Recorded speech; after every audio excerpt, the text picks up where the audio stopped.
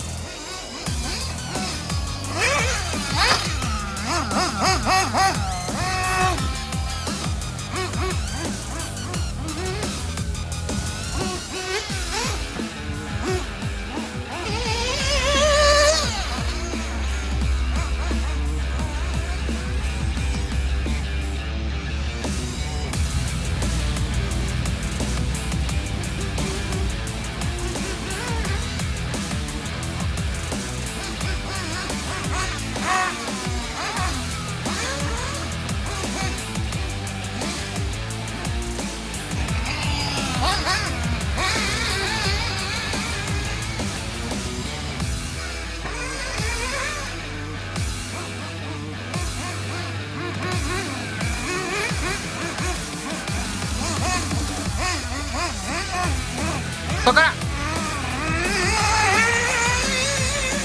オッケーオッケー、暴れても立て直せ。いいよいいよ。